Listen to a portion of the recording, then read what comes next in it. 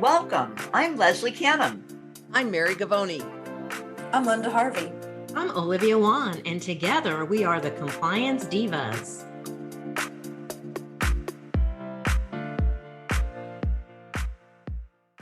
Welcome to the Compliance Divas podcast. I'm Mary Gavoni, and I'll be the moderator for this episode, which is a very special one. And this is how the Divas are going to kick off Dental Infection Control Awareness Month, or DICAM. We have a very special guest, and I'll save the surprise for just a minute. But the Compliance Divas bring clarity and simplicity to the regulatory world by navigating that regulatory world to keep you on course.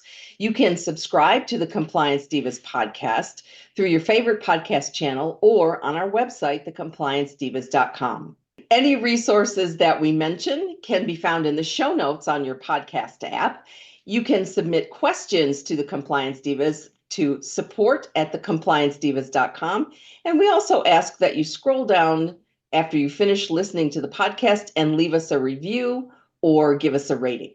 So our very special guest today is none other than our friend, infection control expert, Dr. John Molinari, Professor Emeritus of the University of Detroit Mercy, and worldwide expert on infection prevention and control in dentistry. And for many of our listeners who've had the privilege of hearing John lecture, you know that science is his thing, and he always bases all of his recommendations on what is the science telling us, but he also makes it so practical for us to be able to go back to the office and do the right thing.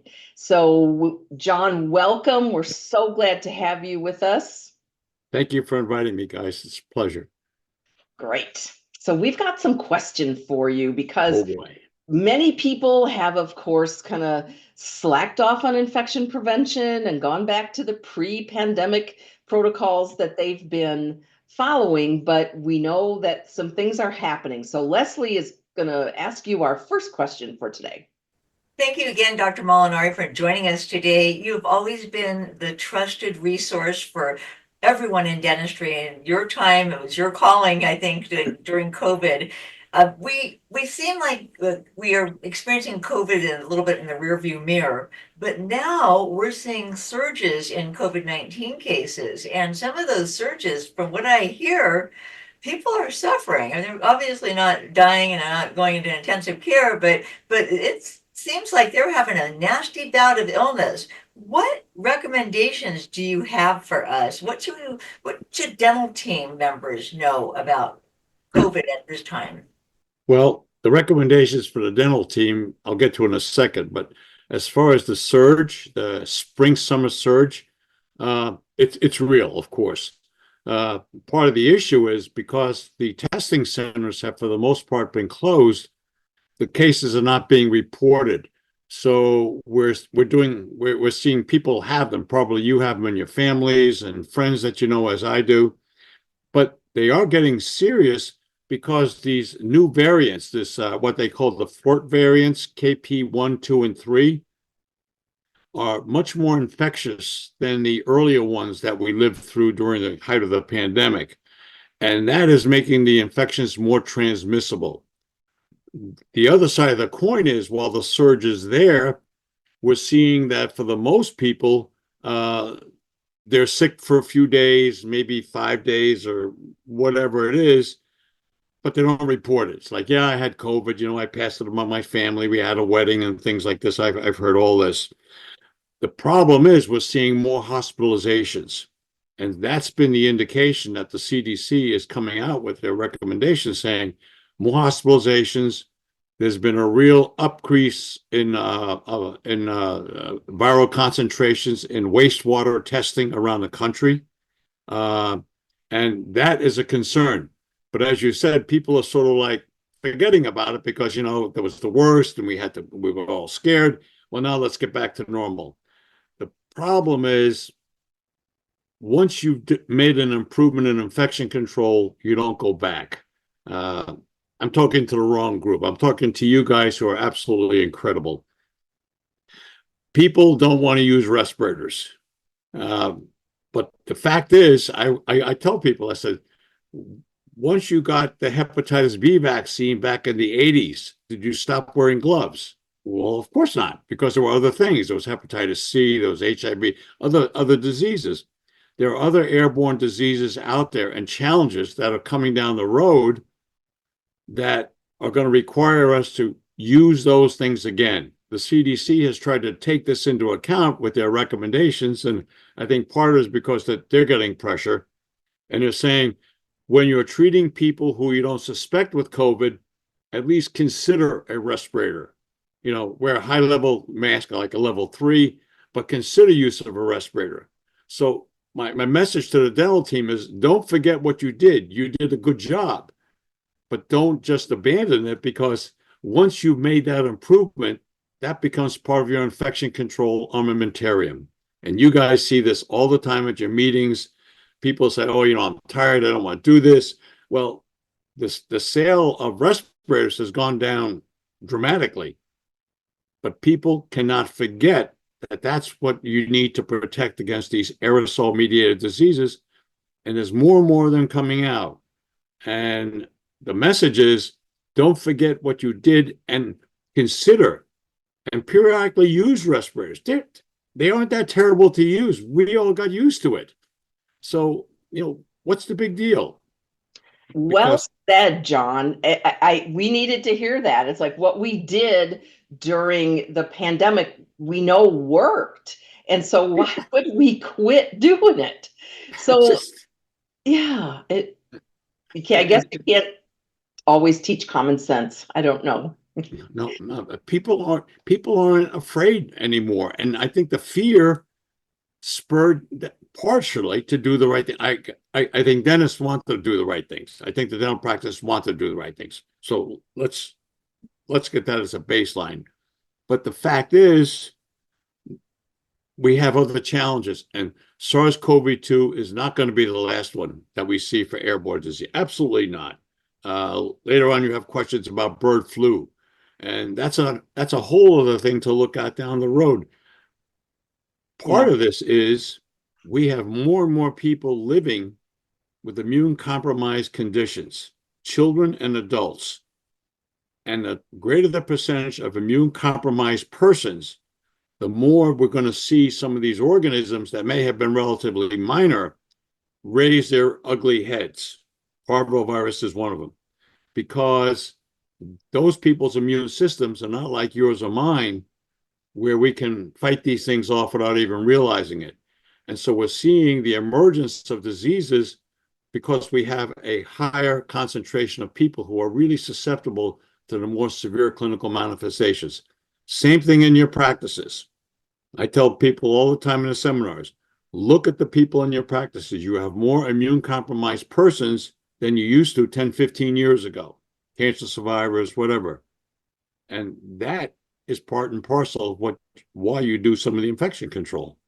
Absolutely. And many times we think of wearing those respirators as more protection for us. But yeah, you're right. We do see a lot of those immune compromised patients. And speaking of parvovirus, which you just mentioned, Olivia's got a question for you about that. Go ahead. So, Jonna, I'm really concerned because I'm looking at CDC's website and it indicates emergency preparedness and response, increase in human parvovirus B19 activity in the US. And under that, it says this is an official CDC health advisory. So talk to us about this. Is this something that we could catch in a dental office? You could. I don't know how great the chances are. I don't think so, because in contrast to being an aerosol like SARS-CoV-2, measles, chickenpox, it's more of a droplet, like influenza. And so your high-level masks are going to take care of the droplets, especially if they're good, tight-fitting masks like you guys tell people to do. The problem with the parvovirus is I have to admit, in school and teaching my students, I hardly mention parvovirus. For me, it was a virus that was passed between cats and dogs, very rarely to humans. But there is human parvovirus, and most people get it when they're kids, It's very easily transmitted by coughing, sneezing. Kids, of course, cough at each other all the time and sneeze. And most people don't even realize they've had it because they don't get symptoms.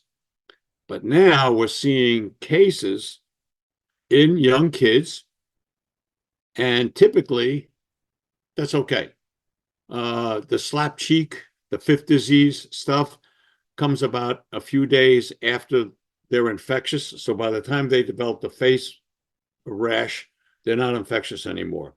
But again, as I just mentioned to Mary, part of the problem why this is becoming more known now is there is a very specific recommendation by the CDC that people with immune compromised conditions could develop more severe complications.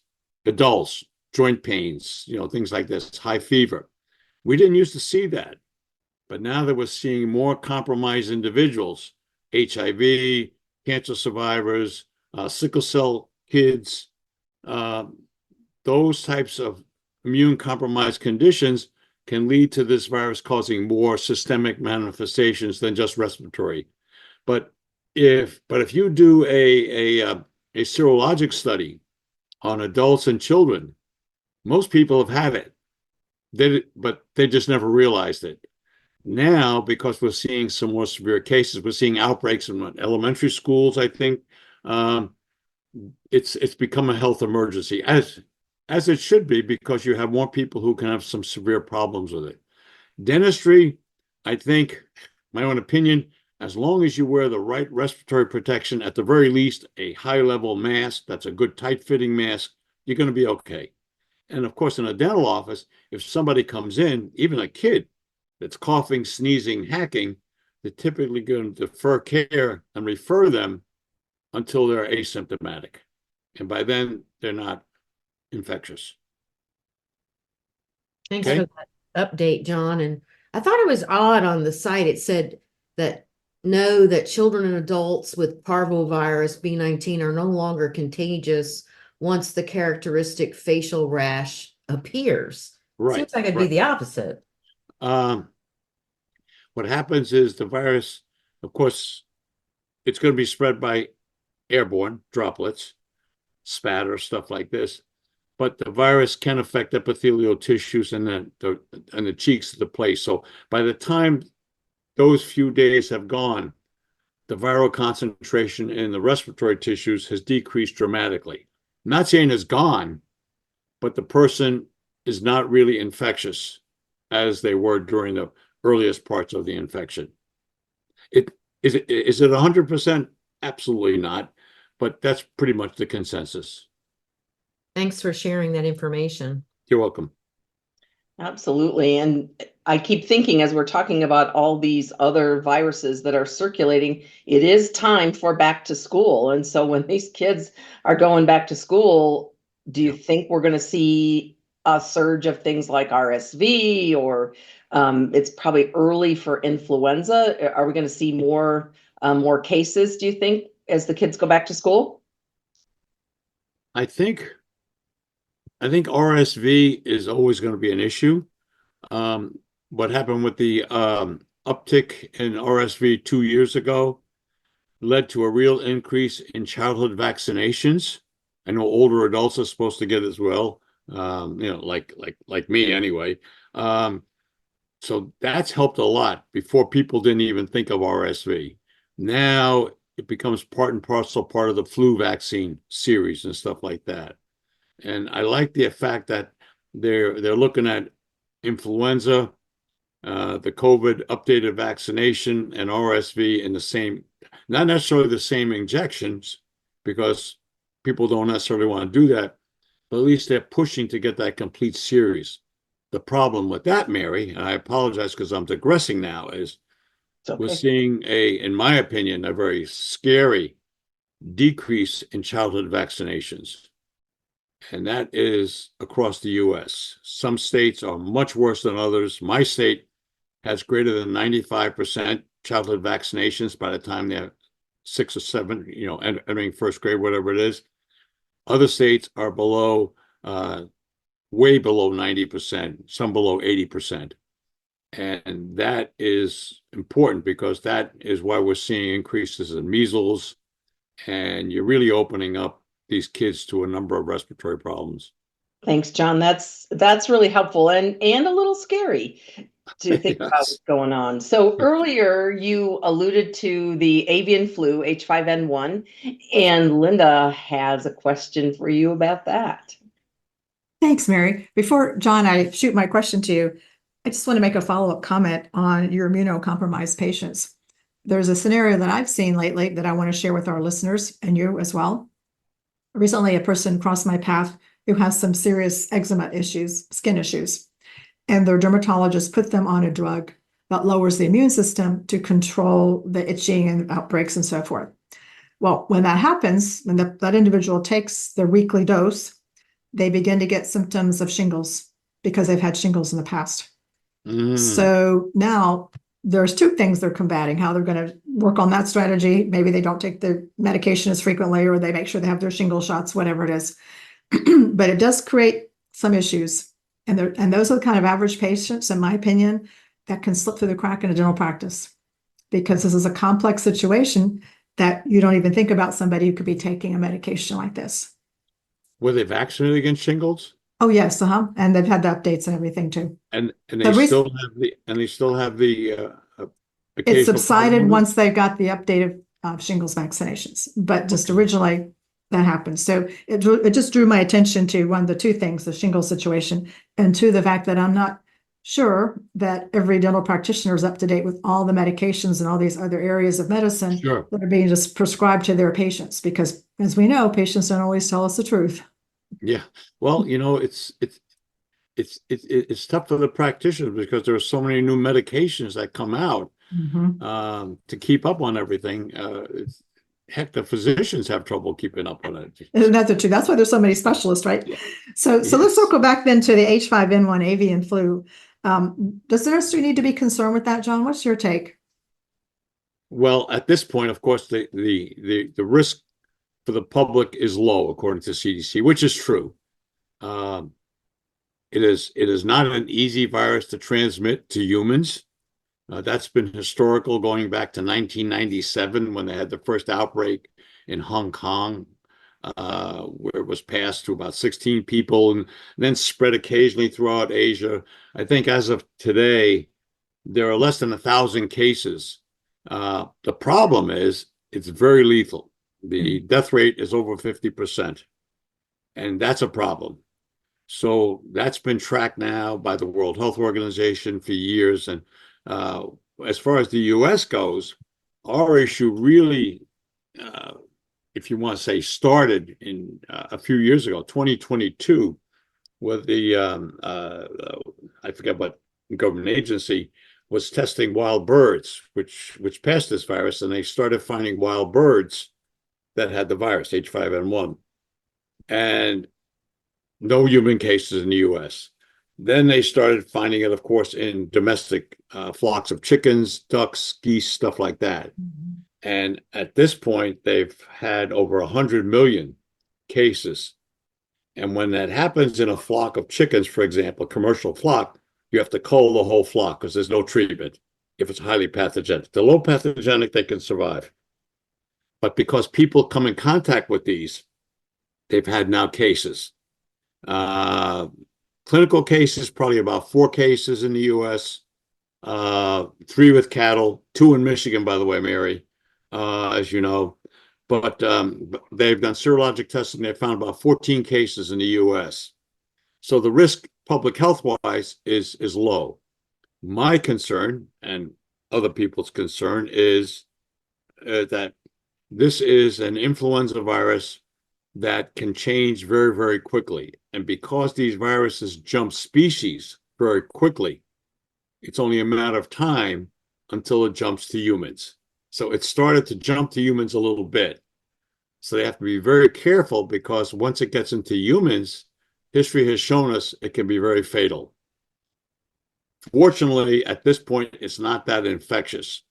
But my understanding, and I have some friends still in the government agencies, CDC, et cetera, not as many as I used to. But what I'm hearing is that the farmers are not willing to test the flocks or the cattle like they should be. Part of the concern is if they find the virus there, that can have detrimental effects on the herd. You know, the cattle can be treated maybe, but the chickens maybe not. And so they're telling them gloves, masks, all this sort of stuff. And I think that that's going to take a while to catch on because that's very different from what these people have done before. So again, while it's not a major public health risk at all, and the risk is low, the potential for that virus to jump to humans has always been there. And when it does, then if it goes human to human, like influenza, we have a problem.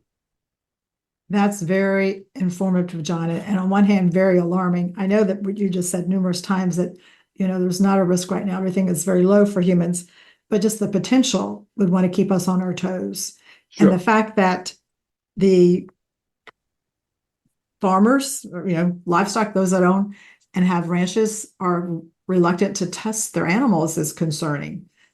It raises the question, not that we have time to go into this today, but just the different levels of the ethical issues that are there. What about them taking care of their workers? Someone. I think more and more of them are testing. I know there have been regulations now, certainly recommendations about moving animals from one farm to another, certainly chickens, ducks, stuff like that. Cattle the same way. Now that they have found it in cattle, which was not a normal host for this virus, that's an issue.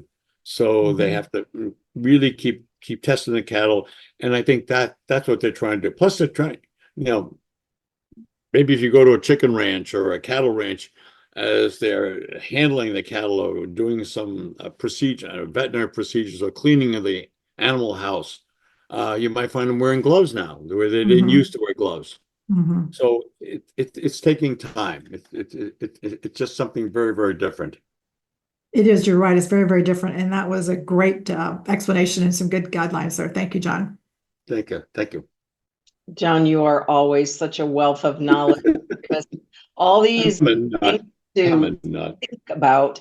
I loved what you said earlier about wearing respirators that we should consider, and I'd love for you to just kind of repeat that. But also, you've mentioned a couple of times wearing a well-fitting mask. Tell us what that means to you, because I think our listeners want to know that.